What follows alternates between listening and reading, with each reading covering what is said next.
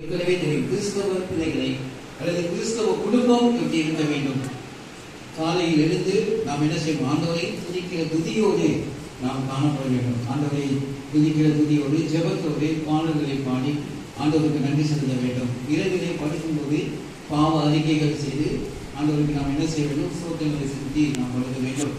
அது மாத்திரமல்ல, பிள்ளைகளை நாம் வளர்க்கிற போது எப்படி வளர்க்க வேண்டும்? பிள்ளைகள் கர்த்தரால் வரும் சுதந்திரம் என்று சொல்லி நம்ம சங்கீதத்திலே வாசிக்கிறோம். 127 அப்ப இந்த சுதந்திரம் ஒரு கிஃப்ட் இல்லையா? Children are heritage of the lord என்று சொல்லி ஆங்கிலத்தை வாசிக்கிறோம்.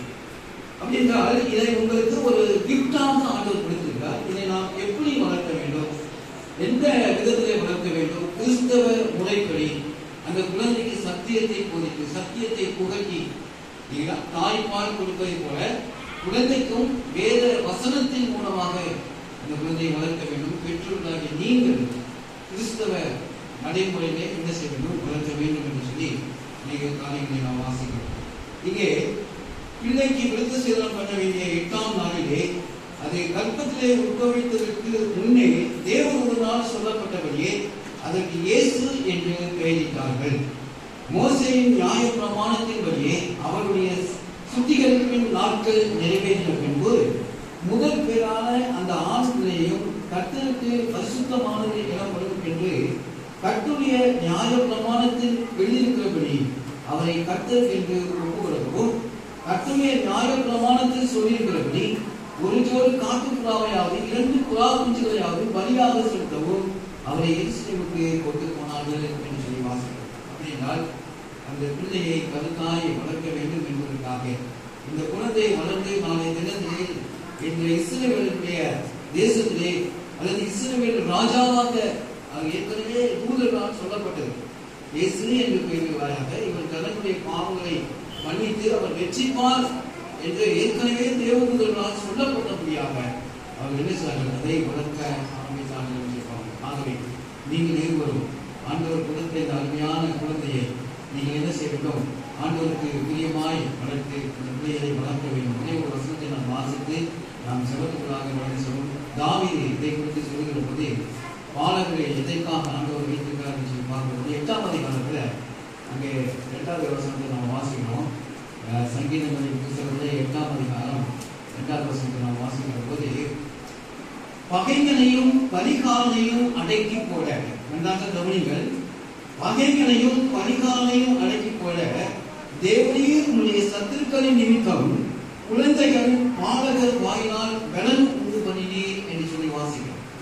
அப்ப தேவன் என்ன செய்யலாம் சொன்னால் தன்னுடைய பகைகளையும் பரிகாரனையும் அடக்கி போடுவதற்காக ஆண்டவர் தன்னுடைய வல்லமையையும் தன்னுடைய மகத்துவத்தையும் விளங்க பண்ணுவதற்காக சில குழந்தைகளையும் பாலகர்களையும் அவர்கள் வாயிலே என்ன செய்தார்னா பெடன் உண்டு பண்ணினார். ஆண்டவருடைய சத்தியத்தை பகிரங்கமாக பிரசங்கிக்கும்படியாக ஆண்டவருக்கு சாட்சி பகரத்தக்கதாக குழந்தைகளை ஆண்டவர்களுக்கு கட்டளையிட்டிருக்கிறார்.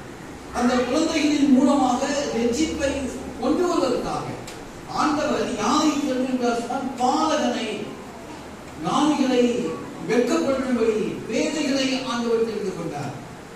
இந்த உலகத்துல ஒரு ரட்சிப்பின் திட்டத்தை நிறைவேற்றுவதற்கு ஆண்டவராகிய இயேசு கிறிஸ்து சீசர்களை தெரிந்து கொண்டார். அவர்கள் கல்லாதவர்களாக இருந்தார்கள், மீன் பிடிக்கிறவர்களாக இருந்தார்கள் என்று சொல்லி பார்க்கிறோம். ஆகவே அதை போல நீங்கள் உங்களுடைய பிள்ளையை என்ன நோக்கத்திற்காக வளர்க்க வேண்டும் என்று சொல்லி ஒரு திட்டம் இருக்கும். ஆண்டுடைய நாமத்தை பிரஸ்தாபப்படுத்தக்கூடிய மகனாக வாழ வேண்டும்.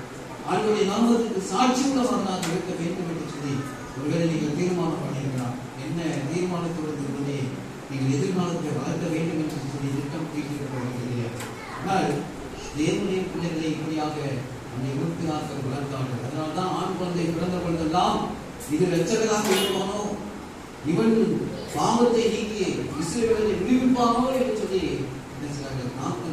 மகிழ்ச்சி கொண்டார். ஆகவே ஆண் குழந்தையை பெற்றெடுப்பதற்காக ஆண்டவர் கிருபை பாராட்டியிருக்கிறார். அதற்காக நான் நன்றி செலுத்துகிறேன். இப்பொழுதுமாக இந்த குழந்தைக்காக ஒரு விசேஷ ஜெபத்தை நாம் ஏற்படுத்துகிறோம். நம்முடைய மூத்த போதகர் நமக்கு இருக்கிறார்கள். அவர்கள் குழந்தையை கையில் ஏந்தி ஒரு ஜெபத்தினை கொடுக்கும்படியாக பேர் என்ன வச்சு சொல்லுங்களா? பவுல் பால் பால் பால் பவுல் என்று தமிழிலே சொல்றேன். பால் பிரணவ் பால் பால் பிரணவ்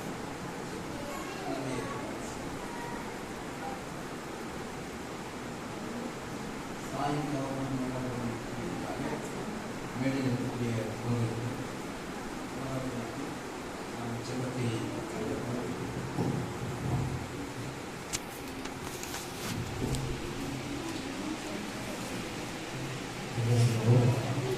பிதா குமாரன் பரிசுத்த ஆவியானவர் குழந்தைக்கு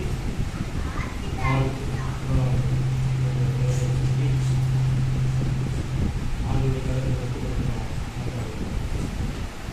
நேசிக்கிற சகோதரர்களாகவே இந்த குழந்தையை எடுத்துக்கொண்டு போய் நன்றாக வளர்ப்பது என்று சொல்லி மனசை தாய்க்கு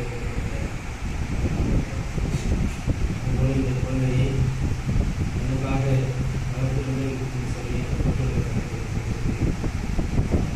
இந்த குழந்தையை கூடிய சார்பாக குழந்தையை வளர்ப்பதற்கு சகஜானதை இந்த குழந்தையை கூடிய அன்பிலே மகாபெரிய வெளிச்சத்திலே நடப்பதற்குரிய சகல ஞானத்தை இந்த குழந்தை எங்களுக்காக நாங்கள் ஒவ்வொரு உபதேசம் செய்வோம். இந்த குழந்தை உங்களுக்காக வளர்க்கப்பட்டது தானியலை போல எஸ்தரை போல அவர்களே எதிர்த்து காணப்படுகிற மகா மேன்மையான கதாபாத்திரங்கள் ஒவ்வொருடைய வாழ்க்கையில் காணப்படுகிற நற்பண்புகள் இந்த குழந்தைகளுடைய வாழ்க்கையில் காணப்பட இந்த குழந்தை உங்களுக்காக நாங்கள் உபதேசம் செய்வோம். இந்த குழந்தையை நீங்கள் ஆசீர்வாதமாக நடந்து போவதற்காக இயற்கையின் சீற்றங்கள் இந்த குழந்தையின் சரீரத்தை பாதிக்கிறார்கள்.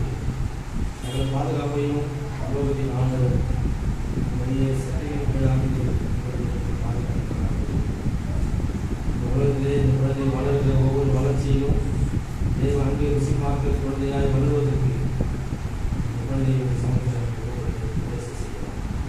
பெற்றோர்கள் மிகுந்த தேவ பக்தியோடு சபையிலே அவர்கள் எப்படிப்பட்ட ஒரு வாழ்க்கையை வாழ்வார்கள், எப்படிப்பட்ட வாழ்க்கையை வாழ்ந்து கொண்டிருக்கிறார்களோ அப்படிப்பட்ட ஒரு நிலையில் தான் இந்த குழந்தை வளரும் என்று நமக்கு வயது என் கற்பனைகளை கீழ்ப்படுத்தி உடைய திட்டங்களை சிந்தனை கொண்டு செயலாற்றுகிற பிள்ளைகளாக பெற்றோர்கள் இந்த பெற்றோரை சார்ந்த இந்த பிள்ளைகளும் இந்த குழந்தைக்கு நல்ல சாட்சி உள்ள முன்மாதிரியான வாழ்க்கை வாழ்க்கை